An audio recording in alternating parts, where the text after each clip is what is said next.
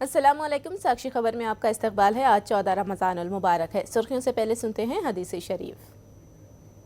बिस्मिल्लाहिर्रहमानिर्रहीम। हुजूर अकरम सल्लल्लाहु अलैहि वसल्लम का इरशाद मुबारक है, जन्नत को तकालीफ ने घेरा हुआ है और दोज़ख को नफ्सियाती ख्वाहिशात ने घेरा हुआ है। और अब सुर्खियां। दिफा और हवाबाजी के शोबों में 100% बैरूनी सरमायाकारी को मंजूरी। मरकजी हुकूमत का हैरत अंगेज फैसला। बाबू की जानिब से बीज बोने का प्रोग्राम महज तस्वीर के लिए, किसानों को पानी पहुंचाने का वासर कांग्रेस ने किया मुतालबा। सड़कों की तामीर व मरम्मत में सरकारी महकमों में तालमेल की कमी का एतराफ। वर्कशॉप से KTR का खिताब। नए शहर में भी अवाम को ड्रेनेज मसाइल का सामना। शेख पेट, कृष्णानगर और दूसरे मोहल्लों में अवाम ने बयान की मुश्किलात।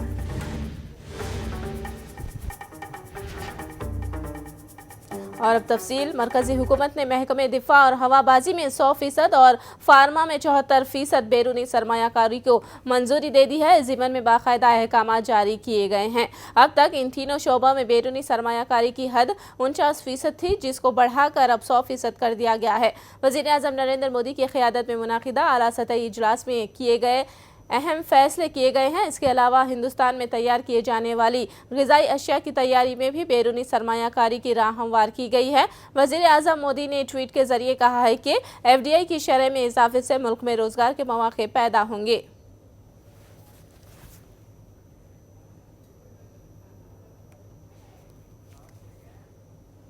कापू लीडर मुद्रगड़ा की सेहत के ताल्लुक से हेल्थ बुलेटिन जारी किया गया है। डॉक्टरों ने बताया कि मुद्रगड़ा को बुखार आया है, ताहम उनकी सेहत इत्मीनान बख्श है। मुद्रगड़ा को जरूरत पड़ने पर राजमंड्री के सरकारी अस्पताल से स्पेशलिस्ट खानगी अस्पताल को मुंतकिल किया जा सकता है। कलेक्टर ने मुद्रगड़ा को सरकारी अस्पताल मुंतकिल करने की इजाजत दे दी है। डॉक्टरों ने मुद्रगड़ा का BB टेस्ट किया, ECG किया और पेशाब का टेस्ट किया। तमाम टेस्ट कम व बेश इत्मीनान बख्श बताए गए, ताहम उन्हें बुखार लाहक हो गया है।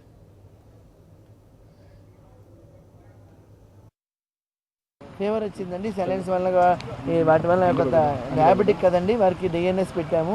రోజులు గడుస్తుండడం వల్ల ఆరోగ్యం క్షీణిస్తుందని అనుమానం ఉంటుంది. కానీ దాని గురించి ఏదైనా ఎటువంటి పరిస్థితులైనా ఇబ్బందులు కలిగితే పై అధికారులు అవసరమైతే షిఫ్ట్ చేయమని చెప్పి ఆదేశాలు ఇచ్చారు.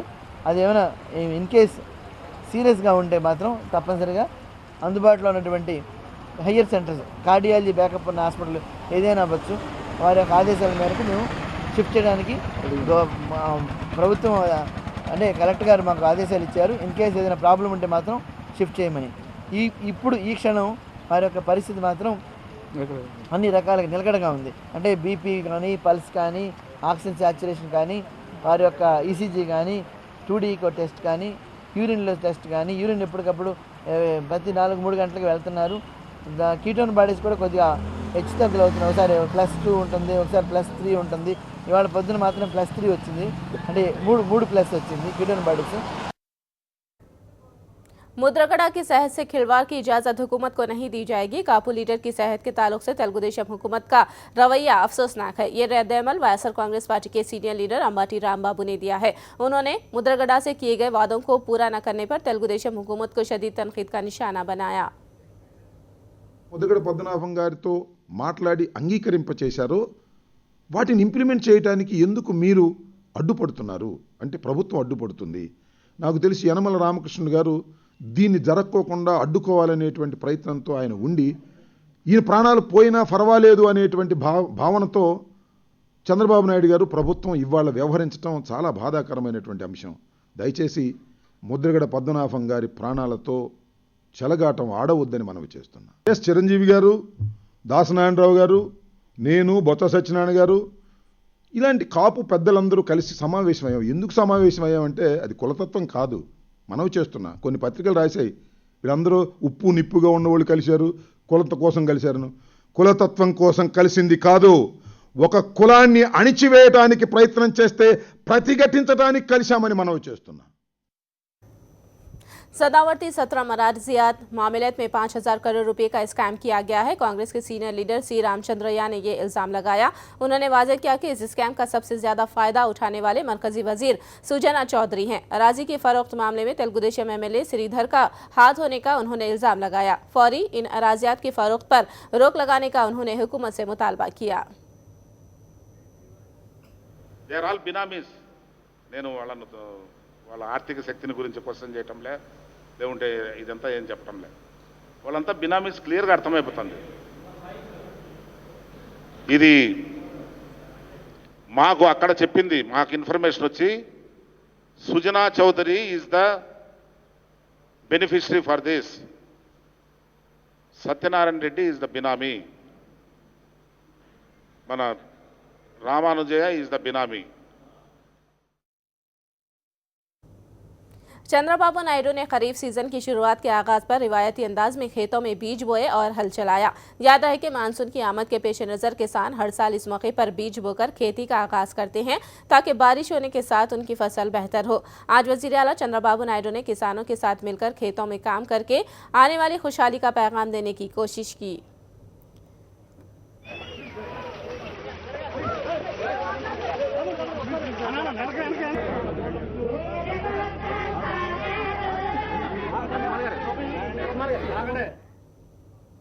खेतों में बीज बोने से कुछ नहीं होता, किसानों को पानी कब सरबराह किया जाएगा। वैसे कांग्रेस ने वजीर आला से ये सवाल किया। पार्टी लीडर पार्था सारथी ने रिमार्क किया कि खेतों में किसानों के साथ काम करना महज तस्वीर खुशी के लिए है। अगर बाबू को सनतकारों की तरह किसानों से थोड़ी सी भी दिलचस्पी है तो किसानों को पहले पानी का इंतजाम करें। వ్యవసాయం దండగన్న చంద్రబాబు నాయుడు గారు ఈరోజు పశ్చిమ గోదావరి జిల్లాలో ఏరువాక కార్యక్రమం చేయటం సంతోషించదగ్గ విషయమైనా కూడా ఆయన చేష్టలు కానీ ఆయన ప్రభుత్వం తీసుకున్న చర్యలు కానీ వ్యవసాయాన్ని రైతుల్ని కృంగతీసే విధంగానే ఉంది తప్పితే వాళ్ళకి ఏ విధంగానూ ఆశాజనకంగా లేదు ఈ రాష్ట్రంలో. బహుశా చంద్రబాబు నాయుడు గారు ఏరువాకంటే ఏరు దాటినాక తెప్ప తగలేస్తాం అని భావిస్తున్నారేమో అని కూడా అనుమానం వస్తుంది. ఏరువాక చాలా అట్టహాసంగా ప్రారంభించారు. తలకు చుట్టుకునే తలగొడ్డును కూడా ఎవరితోనో కట్టించుకుని చంద్రబాబు నాయుడు గారు తలగొడ్డు కట్టుకున్నాడు కదా అని చెప్పేసి మంత్రులందరూ కూడా కష్టపడి ఎవరో ఒకరిని మేకప్ మ్యాన్లు పెట్టుకుని తలగొడ్లు చుట్టుకున్నా కూడా అసలు రైతుకి ఒక దిక్సూచి లేకోకుండా ఈ ప్రభుత్వం వ్యవసాయ విధానం నడుస్తున్న విషయాన్ని మనం గమనించాలి. सदर मुकाम के लिए अराजी देने वाले किसानों में प्लॉटों की तकसीम का मामला मुलतवी कर दिया गया। भारी बारिश की वजह से प्रोग्रामों को रद्द करने के फैसले से रियासती वजीर नारायणा ने वाकिफ कराया। उन्होंने कहा कि तकसीम का अमल जल्द ही मुकम्मल किया जाएगा, जिसका अनकरीब ऐलान किया जाएगा। नारायणा ने वाज़ेह किया कि किसानों को तकलीफ न देने के इरादे से प्रोग्राम मुलतवी कर दिया गया है।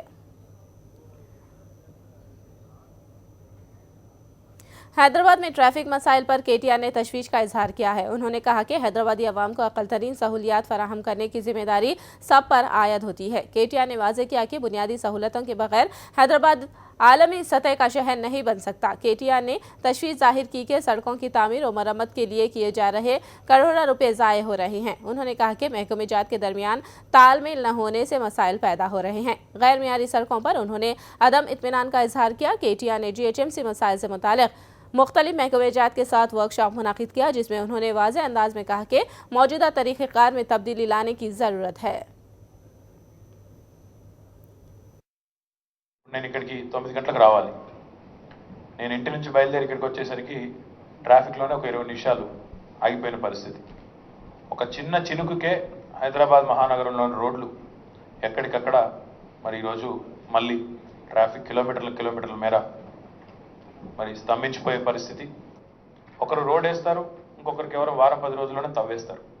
ఆ సయోధ్య లేకపోవడం, సమన్వయం లేకపోవడం, కోట్లాది రూపాయల దుర్వినియోగం కావడం, కోట్లాది రూపాయల ప్రజాధనం నిజానికి కేవలం సమన్వయ లోపం వల్లనే ఇబ్బందులు పాల్గొవడం, ఇవన్నీ కూడా ఈరోజు మనం మనసు విప్పి మాట్లాడుకుందాం. ఎందుకంటే ఒకటే నగరంలో, మన నగరంలోనే కొన్ని రోడ్లు అంత అద్భుతంగా ఎందుకున్నాయి, మరి మిగతా రోడ్లు ఇంత చండాలంగా ఎందుకున్నాయి? ఒకటి స్ట్రైట్గా నేను సగటు పౌరుడిగా నా బాధ చెప్తా ఉన్నా. కొన్ని రోడ్ల మీద అసలు మనమే తటాకాలు ఏర్పాటు చేస్తున్నాం. నేను జూబ్లీహిల్స్ రోడ్ నెంబర్ 36 మీదుగా ఇక్కడికి వచ్చే క్రమంలో గమనిస్తూ ఉన్నాను ట్రాఫిక్ని. ఎక్కడికక్కడ మనమే ఒక ప్యాచ్ చేయడం, మళ్ళీ అది కొన్ని రోజుల తర్వాత ఖరాబ్ కావడం, పాడు కావడం, మళ్ళీ పక్కన ఇంకో ప్యాచ్ చేయడం, తద్వారా మంచి గుంటను మనమే తయారు చేసి నీళ్ళని చక్కగా రోడ్ల మీదే స్టోర్ చేస్తూ ఉన్నాం. ఈ పరిస్థితి మారాలంటే, ఈ పరిస్థితి పోవాలంటే ఒకటే నగరంలో ఉన్న ఈ వ్యత్యాసం, కొన్ని రోడ్లు ఎందుకు అట్లా తలతల్లాడుతున్నాయి, ఎందుకు బ్రహ్మాండంగా మెయింటైన్ చేయబడతా ఉన్నాయి, కొన్ని రోడ్లు ఎందుకు ఇంత ఇబ్బందికరంగా అసౌకర్యంగా మారినాయి, ఈ విషయంలో కొంత ఆత్మశోధన జరగాల్సిందే దయచేసి. हैदराबाद के मुख्तलिफ मकामात पर अवाम बुनियादी मसाइल हल न होने से मुश्किलात का सामना कर रहे हैं। ड्रेनेज का पानी सड़कों पर बहने की शिकायतें कई मकामात से मिल रही हैं। बंजारा हिल्स के करीब वाक़ कृष्णानगर में भी ड्रेनेज का पानी के सड़कों पर बहने से आवाम को सख्त मुश्किलात पेश आ रही हैं। एक ऐसे वक्त जबकि रमज़ान का महीना जारी है, ड्रेनेज के पानी के बहने से रोज़ादारों को सख्त मुश्किलात का सामना है। कृष्णानगर के मकामी अफराद ने शिकायत की है कि पिछले 2 महीनों से इस मोहल्ले में गंदे पानी के बहाव को बंद करने के लिए कोई इक़दाम नहीं किए गए हैं। इस इलाके में MLAs के मकानात हैं, मगर इस बुनियादी मसले पर कोई तवज्जो नहीं दी जा रही है। बहुत दिन से जा रहा है, 1 महीने से जा रहा है। कहीं कंप्लेंट दिया ऑफिशियल्स को, क्या बोल रहे हो? बहुत दिया, बहुत बार दिया, और उसको म्यूनसिपल वालों को भी दिया, परसों साइन नहीं करे, हम लोग साइन नहीं करे। कैसा तकलीफ लग रहा है आपको? रमजान चल रहा है ना? हाँ, ये पानी की तो बहुत तकलीफ है। गंदा आ रहे? अब गंदा पानी है, ड्रेनेज का पानी ज़्यादा है। आज तो बारिश हुई, मगर रोज़ ड्रेनेज का पानी है। ये नमाज को जाने बहुत प्रॉब्लम हो रहा ఏందో ఒక పొద్దు మీద అయితే ఏమంటే అందరు నమాజ్ పోతే నీట్ పోవాలా, అందరు బట్టలు ఖరాబ్ అవుతున్నాయి అందరికి. అది మొత్తం నీళ్ళు పడితే అది నమాజ్ చేసి లాభం కాదు, అది మొత్తం చాలా ప్రాబ్లం అవుతుంది. చాలా మంది అది ఆల్రెడీ కంప్లైంట్ ఇచ్చారు సొసైటీ వాళ్ళు, అది పట్టించుకోలేరు. దయచేసి రిక్వెస్ట్ చేస్తున్నాం మీడియాతోని, దీన్ని తొందరగా పరిష్కారం చేయండి. ఆడలేస్తే వాళ్ళకి మున్సిపాలిటీలకు 10 సార్లు కంప్లైంట్ చేస్తే వచ్చి అక్కడ గనేట్రాలు పడ్డాయి, అది పైపులు తీయాలి, తవ్వాలని చెప్పి ఇది లేపి అది మూసిపోయారు. లేకపోతే మాకు మొత్తం ఇప్పుడు చూస్తే మొత్తం నిండిపోయినాయి, టాంకీలు, ఇల్లు, రోగాలు వచ్చి 10 రోజులు పండుకున్నాం. మొత్తం డ్రైనేజ్ వాటర్ కదా, వాసన కానీ దోమలు కానీ ఇబ్బంది లేదా? ఇబ్బంది ఏంది, మొత్తం లోపల నిండుకుంది. అక్కడ రండి చూపెడతా, అక్కడ రండి, టాంకీలు, ఇల్లు మొత్తం నిండుకున్నాయి, షాపులు గీపులు, ఆడ కూర్చోనికి లేదు 2 నెలల నుంచి. Residing here, this is happening since 15 days. They are not doing any permanent solution. Almost every day they starts and the water comes out. We complain. I don't know what's going on in the MCH, why they are not taking action. What's saying they are in CH? They said that there is a problem in the blockage and we will rectify, but they are not doing permanently job. They said we will do it, but it is happening since 1 month. I don't know why. It's a Banjara Hills, Jubilee Hills, and they are well professional area. They are having a MLAs beside us, but I don't know why the hell is they are doing like this. उधर शेखपेट के दत्तात्रेय नगर की सूरत हाल भी कुछ इसी तरह की है। दत्तात्रेय नगर में गंदे पानी के बहाव के साथ साथ यहाँ जगह जगह गड्ढे पड़े हुए हैं। गंदे पानी के बहाव और गड्ढों की वजह से रास्ता चलने वालों को मसाइब का सामना है। स्कूल जाने वाले छोटे बच्चों के लिए ये गड्ढे काफ़ी खतरनाक साबित हो रहे हैं। इस मोहल्ले में लोगों का पैदल चलना दुश्वारकुन हो गया है। పోతూనే ఉంటారు, ఇంటికాడ ఉంటారు కదా, వారం పోతారు. పాపం పోయి వచ్చినప్పుడు వాళ్ళు వస్తురు, తీస్తుండ్రు, వెళ్ళిపోతురు, మళ్ళీ నిండేది నిండుతూనే ఉంది. నడవడానికి వస్తలేదు, చెత్త వాడేయడానికి కూడా మాకు రోడ్డు మీదకి రానికే వీలు లేదు. మా పిల్లలు కూడా బండ్లు తీసుకొని అక్కడ ఉల్టా వెళ్ళిపోతురు, ఇక్కడ రాకుండా. ఎంత గలీజ్ చూడు, అంత గలీజ్ ఉంటే ఎట్లా? మా ఇండ్ల ముంగలు కూడా మొత్తం నిండిపోయినాయి, మీదికే పైనుండి గారడం. మేమే తీపించుకుంటున్నాం, ఇక 200-300 ఇచ్చి మళ్ళీ ఎత్తిపోపించుకోవాలి మేమే, తీపించుకోవాలి మేమే. ఇక్కడ కాంపౌండ్ ఉంది, వయసు పిల్లలు స్కూల్కి పోయి వస్తుంటారు, ఫుల్ తాగుబోతోళ్ళు ఉంటారు. ఆ పిల్లలు ఎట్లా రావాలి? కొంచెం సెక్యూరిటీ ఇక్కడ కూడా ఉండాలి. ప్రభుత్వం పెట్టినప్పుడు కొంచెం వాళ్ళకు చూసుకోవాలి. వెనకాల చెత్తకుండి ఉంది, అక్కడ చెత్త వేస్తారు. మున్సిపాలిటీ ఏమంటారు, జేఎంసీ అని పెట్టిరు తెలంగాణ. పెట్టిన తర్వాత అక్కడ చెత్తకుండి తీసేయాలి కదా, రోడ్లన్నీ క్లీన్ పెట్టాలి కదా. గట్టిగా మాట్లాడితే వాళ్ళైతే తప్పు అంటారు. ఆధార్ కార్డులు ఇచ్చారు, ఇల్లు లేని వాళ్ళకి ఇండ్లు అన్నారు, ఇండ్లు ఏడిచ్చారు. ఉన్న వాళ్ళకే ఇస్తారు కానీ లేని వాళ్ళకి ఎక్కడ ఇస్తారు? ఫీజులు తక్కువ చేస్తామంటారు, ఫీజులు ఏదో తక్కువ చేసి రోడ్లు ఏంది, ఎట్లా రావాలి? ముసలమ్మలు కింద పడి లేచిన వాళ్ళు ఉన్నారు, దెబ్బలు తగిలిన వాళ్ళు ఉన్నారు, అలా కాలు చేతులు కొట్టుకొని నడుచుకొని వచ్చిన వాళ్ళు ఉన్నారు. ఎట్లా రావాలి? మేము ఎట్లా బతకాలి? तेलंगाना सीपीआई क़यादत ने केसीआर हुकूमत पर शदीद तनकीद की। कम्युनिस्ट लीडर चाड़ा वेंकट रेड्डी ने सवाल किया कि गरीबों को डबल बेडरूम मकानात और दलितों को 3 एकड़ अराजी का वादा अब तक क्यों वफा नहीं किया गया। उन्होंने कहा कि हुकूमत सनतकारों के हक में फैसले ले रही है और गरीबों को महज ज़ुबानी वादों से बहला रही है। उन्होंने फौरी वादों को पूरा करने का मुतालबा किया। ఎవరి పక్షం మీరు నిజంగా పారిశ్రామికవేత్తల తొత్తుగా వివరిస్తున్నారు. వాళ్ళ పక్షం మీరు పేదల కొరకు శాపంగా మారినారు. మీరు ఇప్పటికీ డబుల్ బెడ్రూమ్ లేవి. మొన్న మేము కలెక్టర్తో మాట్లాడినాం, జిహెచ్ఎంసీ కమిషనర్తో మాట్లాడినాం. ఇప్పటి వరకు డబుల్ బెడ్రూమ్ల మీద విధి విధానం లేదు. ఇంకెన్నడే ఇచ్చేది? 3 నెలలు గడిచిపోతుండే అకాడమిక్ ఇయర్లో. అంటే భూములు పారిశ్రామికవేత్తలకు, ఇక్కడేమో గుడిసెలలో ఎండకెండి వానకు నాని చలికి వణికే బతుకులు ఈ తెలంగాణలోయా? అంటే తెలంగాణ ప్రజలు మనుషులు కాదు. ఇక బాగా డెవలప్మెంట్ మొత్తుకుంటున్నారు. ఎవరికి ఆ డెవలప్మెంట్ మీరు చేస్తున్నది? ఒక్క పేదవాడికి మీరు ఇల్లు కట్టించి న్యాయం చేస్తున్నారా? हैदराबाद के मजाफात में लॉरी ने एक पुलिस की गाड़ी को टक्कर दे दी। ठहरी हुई पुलिस गश्ती गाड़ी को तेज रफ्तार लॉरी ने टक्कर मारी, जिसके नतीजे में 3 पुलिस जवान जख्मी हो गए। रेस से लदी लॉरी विजयवाड़ा से हैदराबाद की सिमत आ रही थी कि पैदाम्बरपेट आउटर रिंग रोड पर ठहरी हुई पुलिस की गाड़ी से टकरा गई। जख्मी होने वाले 3 कांस्टेबल्स वेणु, शेखर और नागराज को अस्पताल में शरीक कराया गया है। बताया जाता है कि यह हादसा सुबह 4 या 5 बजे के दरमियान पेश आया। बताया जा रहा है कि ड्राइवर फरार है और पुलिस ने क्लीनर को हिरासत में ले लिया है। ఇచ్చాపురం చదువుతుందండి. ఇచ్చాపురం చదువుతుందండి. బండి నిన్న ఉదయం బయలుదేరామండి. అక్కడి నుంచి బయలుదేరిన తర్వాత హైదరాబాద్ విజయవాడ ఆగామండి. విజయవాడ ఆగిన తర్వాత మళ్ళీ వెంటనే రిటర్న్లో మళ్ళీ వచ్చామండి. ఆగలేదండి. వచ్చిన తర్వాత ఇలా జరిగిందండి. ఇది నేను పడుకున్నానండి. పడుకొని లేచిన తర్వాత మళ్ళీ కన్ను నాకు రెప్ప పడిన తర్వాత డ్రైవర్ తోలుతాడండి. డ్రైవర్ తోలిన తర్వాత ఇలా జరిగింది. కట్ట 4-5 లోపలకండి. 5-4 అవుతుందండి. అంతేనండి. ఏం గాయాలు ఏమవ్వలేదు.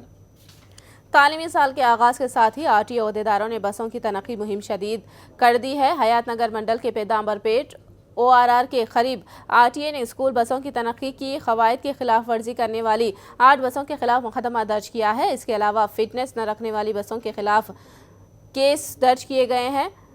साथ में आम खानगी गाड़ियों की भी तनख्ही करते हुए गाड़ियों के दस्तावेजात फिटनेस की जांच की गई। आरटीओ अहदेदारों ने बताया कि तनख्ही का अमल जारी रहेगा। शुमाली उत्तर प्रदेश से वस्त मगरबी खलीजी बंगाल तक हवा के दबाव में कमी आई है। हैदराबाद के महकमे मौसमियात ने ये बात बताई।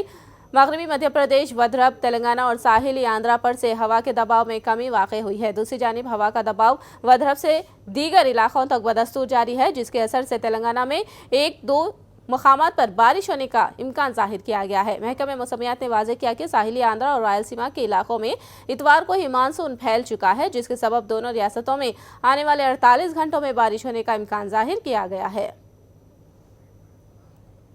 आइए अब नजर डालते हैं इफ्तार और सहर के औकात पर। सहर और इफ्तार के औकात इस तरह हैं। आज का इफ्तार 6:58 पर है, जबकि अगली सहर का इंतहाई वक्त सुबह 4:10 तक है। 26 जून को निज़ाम कॉलेज में मुनज़्ज़म की जा रही वज़ीर आला की इफ्तार पार्टी के इंतज़ामी उमूर का नायब वज़ीर आला महमूद अली और AK खान ने जायज़ा लिया। बारिश के इम्कान के पेश नज़र शेड तामीर किया जा रहा है। इस मौके पर तमाम मुतालिका महकमे जात के अहदेदार मौजूद थे, जिन्हें नायब वज़ीर आला ने मिसाली इक़दाम करने की हिदायत दी।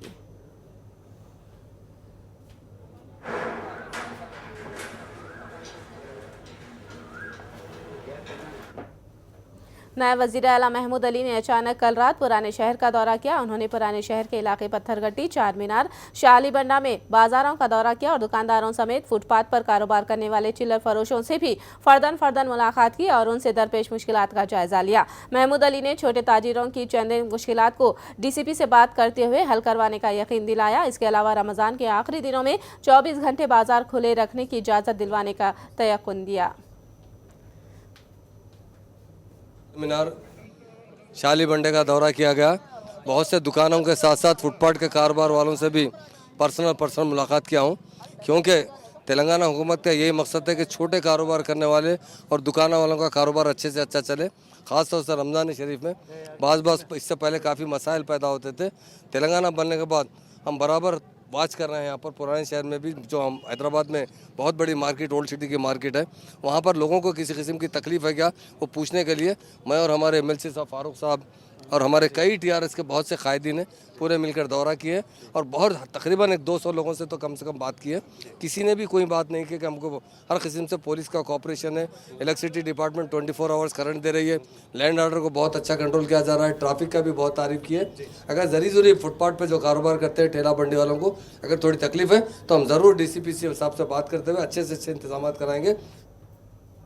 एपी में साक्षी नशरियात पर रोक लगाने के खिलाफ सहाफ़ियों का एहतजाज जारी है। साक्षी नशरियात को फौरी बहाल करने का सहाफ़ी बरादरी ने मुतालबा किया है। विशाखापट्टनम में जर्नलिस्ट एहतजाज करते हुए सड़कों पर निकल आए। वज़ीर आला चंद्रबाबू नायडू के रवैये के खिलाफ एहतजाज करते हुए RTC कॉम्प्लेक्स के करीब इंसानी जंजीर बनाकर एहतजाज किया। सहाफ़ियों ने इंतबाह दिया कि पुरअमन एहतजाज को शदीद करने पर उन्हें मजबूर न किया जाए। गोराजाड़ा के मुजस्सिमे तक रैली का एहतमाम किया और वहीं पर बैठकर एहतजाज किया। बाबू हुकूमत के खिलाफ नारेबाजी की गई। सहाफ़ियों ने धमकी दी है कि अगर फौरी नशरियात को बहाल नहीं किया जाता है तो वज़रा के घरों का घेराव शुरू किया जाएगा।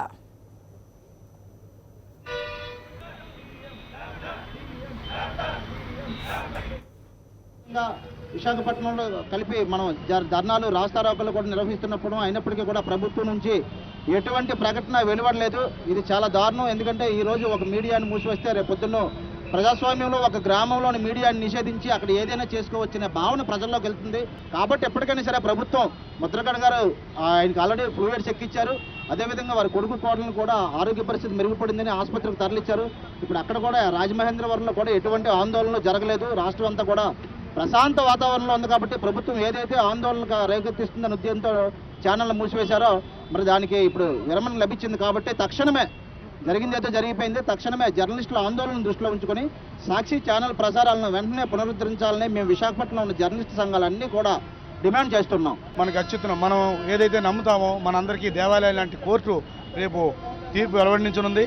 దానికి అనుగుణంగా మనం దాని తర్వాత భవిష్యత్ కార్యాచరణ చేద్దామనే ఉద్దేశంతో ఇప్పటి వరకు మనం శాంతియుతంగా ధర్నాలు నిర్వహిస్తున్నాం. మీకు తెలుసు గతంలో మన రాష్ట్రం విడిపోయేటప్పుడు కూడా మీడియా ఛానల్స్ అన్నీ మూసివేసి ఆ రాష్ట్రం విడగొట్టారు. ఒక్క ఛానల్ కూడా ప్రసారం చేయలేదు. కానీ ఆ విడగొట్టిన గవర్నమెంట్ ఈరోజు ఎక్కడుంది, ఏ స్థాయిలో ఉందో, ఏ స్థితిలో ఉందో మనందరికీ తెలుసు. అలాగే ఇదే రాష్ట్రం ఈ రాష్ట్రంలో చేస్తున్న ఈ గవర్నమెంట్ చేస్తున్న పరిస్థితి అదే వస్తుందని నేను చెప్తున్నాను. మీడియా తలుచుకుంటే పెద్ద పెద్ద సామ్రాజ్యాలు కూలిపని అలాంటిది ప్రభుత్వం ఒక లెక్క కాదు. మీడియా మీద తొక్కేద్దాము నిరంకుశత్వ వైఖరితో అణిచివేద్దామనే ధోరణి ప్రభుత్వం ఎందుకో విడనాడలేకపోతుంది. దీన్ని జర్నలిస్ట్ సంఘాలు చాలా తీవ్రంగా తీసుకుంటున్నాయి. ఇంతవరకు శాంతియుతంగా చేసిన మా ఆందోళనని రేపటి నుంచి ఉధృతం చేయాలని నిర్ణయించాం. कर्नाटक के वजीर आला सिद्धारामैया की जानिब से काबीना में रद्दोबदल और तोसी का अमल दर्द सन भर गया है। सिद्धारामैया के इक़दाम के खिलाफ रियासत भर में एहतजाज और धरने शुरू हो गए हैं। जिन कायदीन की वजारतें बर्खास्त की गई हैं उनके हामियों ने कई मकामात पर पुरतशद्दुद एहतजाज किया। बसों को जला दिया गया।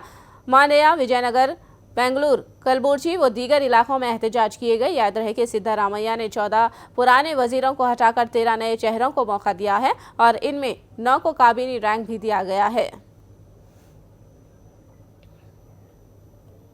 बैनुल-अक़वामी सतह के ऑल ऑफ शेम बैंकों की फहरिस्त में हिंदुस्तान का मायानाज bank State Bank of India भी शामिल है।